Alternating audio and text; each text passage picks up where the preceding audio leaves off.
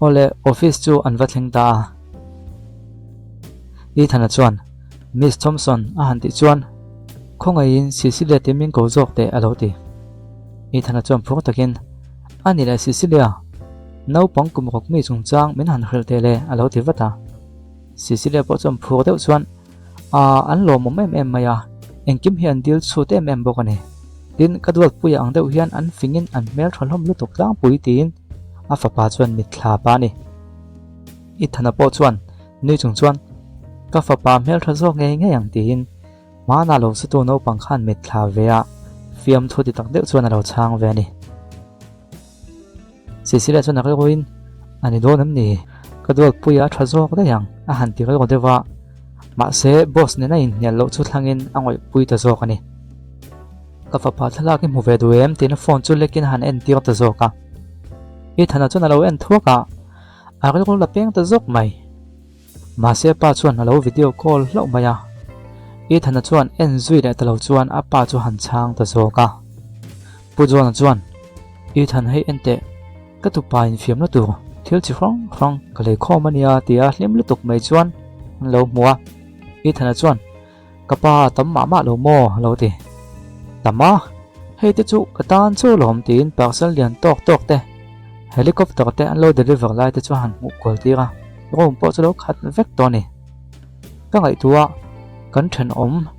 villa hi ka lenga a in fiam na hmuna ka let don ani ani lo le private amusement park ka siam sak nga hector za chu atok viawang an ti le zena Cecilia chuan mak te takin dual pui hian private amusement park voi khatma alam mu ngai lo lain he no te chuna nei ngal big dona hring don hi chu ava in thlau te ti na lo ngai tu ave me ka hetila hi nei thana chuan apan hena chuan he tiang te chuan no pangi tu sual vek ange an lo ti ve me ka pu chuan ala chuan lo en ro ka tu panei chuna nia lom ka nei engkim hi ata ni mai alo ho hun chuan ka duat bang ron ani an lo ti ya I thana chuan phone chuan da Cecilia thilpui mo tak ti turin ka du che ni a ron ti ya thom thodok lian taka an lut ta ni Cecilia chuan Miss Lenred kan tho tu khria thiam lo nei ning ka khria an ti chuan ne lo ve thil dang hlakatan ipui na ka mo zok mai ni an lo ti ya a personal bodyguard chu thuan pe ya ani chuan lungai thlok teu Miss Lenred fapatan no pang thuam nom zong a thabel tuna hian VIP room alo king turin khria tiran ni an ti ya an ron chop chuak ta bodyguard pa chuan mi pano pang thuam no phe khok engkim a thabel po te chun ron chop chuaka hi thabel ve broen khang chuak thar bel te vek an ni he tin an ron chop chuak zela a han ko muwa Cecilia chuan avaro pui em ve e kho pui chunga design thabel ve ni himo an ti lai chuan I thana chuan Cecilia chu enge no pang kum rok mi hian a hak duang le an lo tia Cecilia chuan an hak that em awang hian an tlan kualin anin fiam ran thina chu wang chuan ko ton lam hi a thaberang an ompo ti nom pha bokang tin thuron lo pe ni Cecilia ro chuan pathatak ni atumani hi mole a fapa chu tu po ni se awan ne ngot mai te di pa hian he tiang hian dot ve so an tin an lo ngai tu ni I thana chuan he mi te pathum ti lo hi chu deliver to kan lo pe ko le an tia Cecilia chuan nui chung chuan a hol goin apan te na khan no pangi tu sulang tin khel ve na samai sia an duat no kon de ko chani to hi mole tin ko pakhat manin ta chu hanena a to te lutuk ka fa pain en kol na zong dai thuak maya tin an lo phuna I than chuan a thu sui chu lo khre thoya sui nei em nia an lo tia I du zong te hi moi ka ti khop mai I thang thiam khop mai a han tia I thana chuan lom takin suit nal tak chu an la loka hi ifa pata ne ve se an lo ti tamai ai atolu tok kala thei lawang an lo ti chuan thil pe kan na ngai hleinem ti na pek ti ta mak maya Cecilia chu lom khop mai ma se han ngai tua abula bodega chu khilgoin ka thleng mai hang a poisa in kala thei zo kangem an ti chuan bodega chuan poi ka ti khop mai ti fel sa ve kan to alo ti ya Cecilia chuan o khang poisa khan boi puin en kol na a dei thuak dona sin male mà sẽ đủ anga thil ti hi lo ha sa ni hi a ti lo neu neu maya Cecilia chuan a fapa phone call chu changin boite na thona ko oma kalo ho trap to o an ti chuan I thana chuan makti mel takin I fapa ina in ho chem ni alo ti a oma nom lo dewa chu wang chuan sikula kal lawa chu male a han ti chuan I thana chuan chung te chu naktu office lama te polo hruai ve jok mai tha che tin alo phal sak ta hlo maya Cecilia chuan tak mo Mr. Landred kalom lu tuke tin a hlim ta viau mai I thanan akal ko chuan tifu a interview maya athra no pang nung chang ka zio thei pha dona tin plan fu takanga angai ni Cecilia po chuan kawan lo mem boi puya ina kan hu chiangai to don lova tin anongai tua a hlim khop maya atuk lo ni chuan company office a chuan an nu fa chuan an lo om to nge ya Cecilia chuan thion hena chuan inu hi na thok dona heta hian cartoon te lo enin min lo ngak thei ngem antia thei te rang mai kanu free wifi om boka khoya ma ka kal lawang tin fel takin lo chang ani a thai anu hi lo mo photo le antia chutian ti lai chuan an tho puino eli chuan no te chu lo muin avan tu om em the hai thaklam ka nei sin ka lo phel ve don chem niang antia Cecilia chuan iti lo mom lu duk mà sẽ thấy hai hi a lau chi tlat maya anti chuan eli chuan ani chuan strawberry cake ka neya chun chol go ma kawalam sakange antia ole angai na lu tu lom kan lom lu tu ke eli ati tamol mola mà sẽ Julia chuan chutia anim biak na chulo khave vek maya thioa strawberry cake eli ken tura chuan thei hai chansa chu alo phum rok sakta ne alo gai de nu chuan thio chuan kanu ko manuam lo we alo ti tang nge Cecilia chuan boite nga tingia tue moin thei hai nei tir jem ni le a han ti chuan thio chuan ai khano min pe strawberry cake chau khalom ka e ati boxi eti lai hian Julia chulo langin a gon in rol tang hala Cecilia hi na om na mun ni lavin na thon na mun tu ani hi William Chan hian mi zong ati boi ni hi antia Cecilia chuan kati palutuk anti chuan enge ngai dam dir khan omzio ma kha son kha heta ompo phalania monile enge khret venga anti ta ka chuan Cecilia chuan thinrem takin ka fa pachung chang hechu ti khan soi me song che an lo tia Julia chuan I chan chin ziana khan a chiang ranglom single episode nei lo in tia khanau kha son ani tinani kha a han ti renga ta Cecilia chuan Julia itima ma ne anti ani mo ni le apa chu chunge ni min khel hlom ta che an ti le chu ti lai chuan pon lama I thana chu office alo thleng ve che ni I thana chuan ka fa pa chung chang chan chin tha omem an lo ti vata bodyguard chuan mun pakhada kan chui thlenga ma se ram nei tu chuan information min pedu tlat lo ni khat hun min pek belo alo ti ya I thana chuan ole Cecilia Thompson ve thung hi voin hi a fapa kon hruaem tia hanzo chuan bodyguard pa chuan o sa lo tia I thana chuan ho iwa enang miang an tia an kaltani Cecilia la Julia chu an lo in how meka chutia Cecilia angoi wang lai chuan Julia chuan ka rin dan che ni ida che mi zong hi khilla ama poi min blackmail tum tua tuna la if a son nen midang rin chana omin tum le rengota zana te hi in nei ve na nge ati vak mai Cecilia chuan ka fa pa mulai hem boina siam vak ka du lo ve boya kal mai tiang tia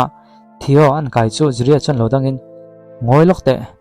tunge heta hian I lo hruai thei ti nga anti chuan Cecilia chuan Mr. Landredin anti ta ka chuan Julia chu thinrem takin Mr. Landred hian office no pang foi phal ngai lawang antia Julia thian te chu onkal nain adik chia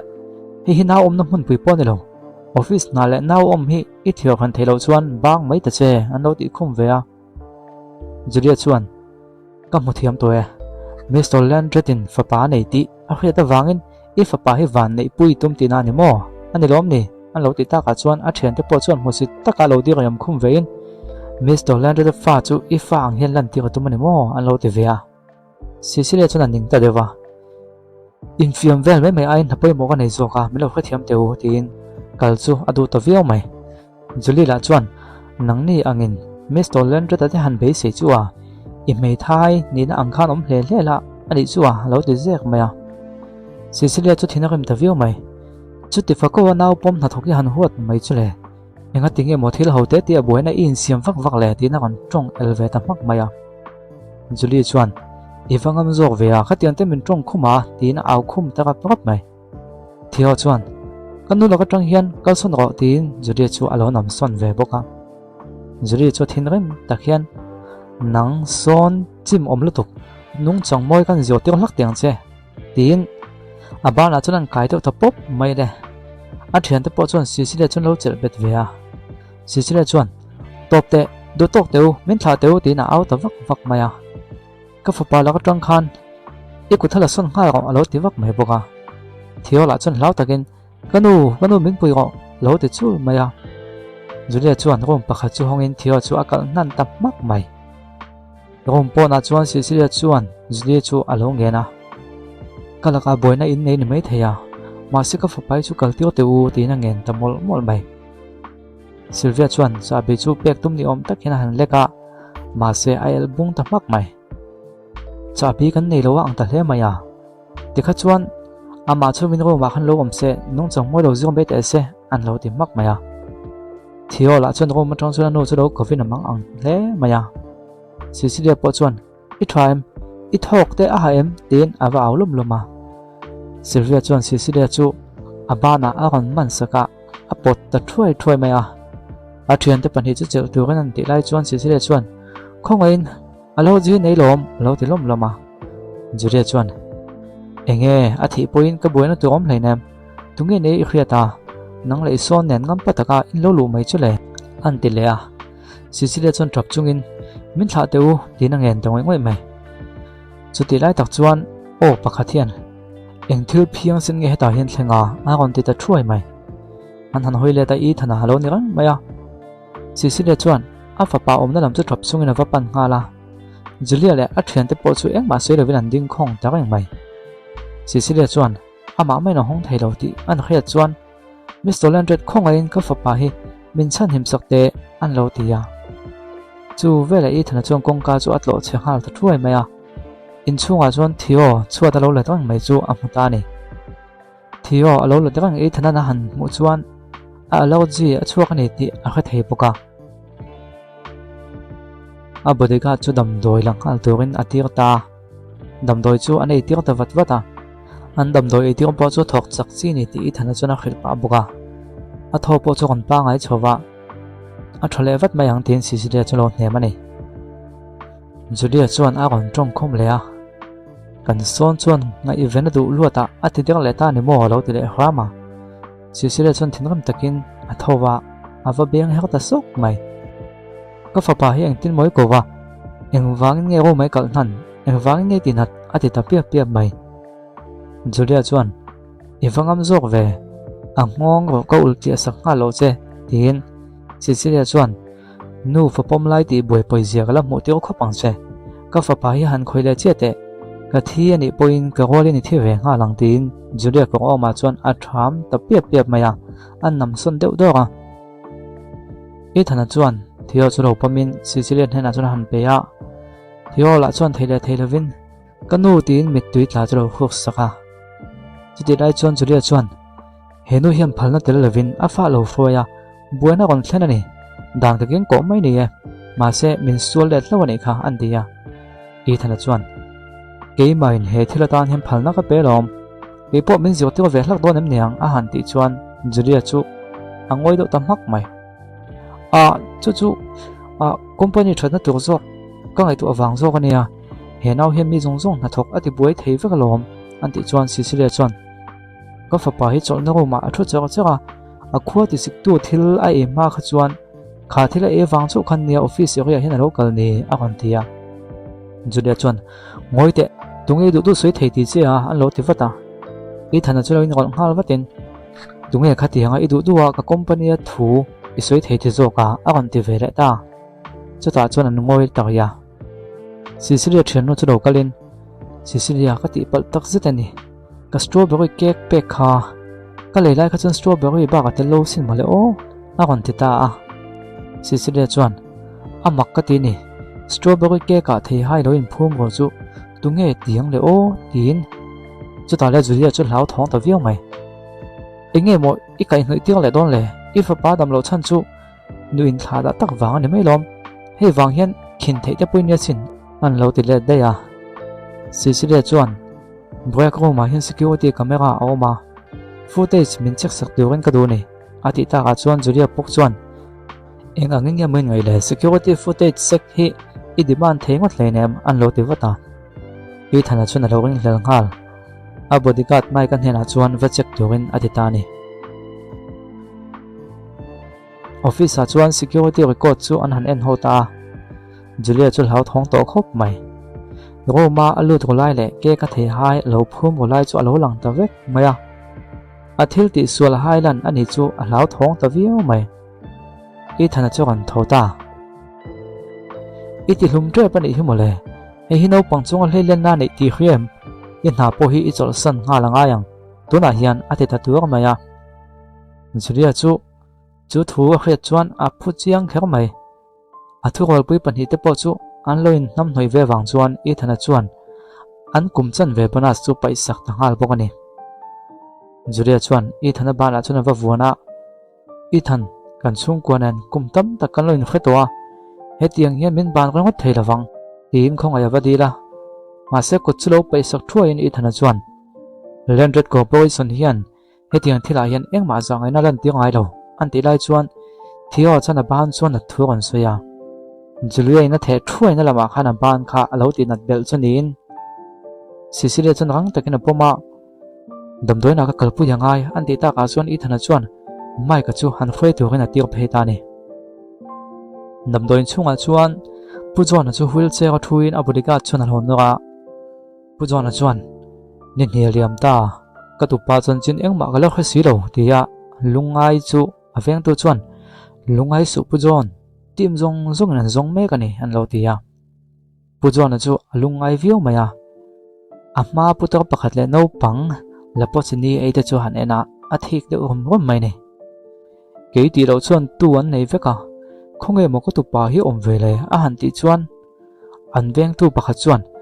voi khat chau ina muwa a mel po I chin chi man em mani le o an lo tia pujon chuan nga tingi mo ka khriat lawang le landra thesin kai nia a mai vung kung poin omse ka hai mol lawang an lo tia chuti lai tak chuan Cecilia chuan doctor chu lo aw vak vak chu pujon ale thiam pa chuan ha ka ta thong chuan lo moi maya doctor lo thlen chuan Cecilia chuan thei hai alo ji neya chuan aban vel hi an ti nat bel boka an lo ti doctor en lo lu pi ro tia an hanin zui chu pujon a chuan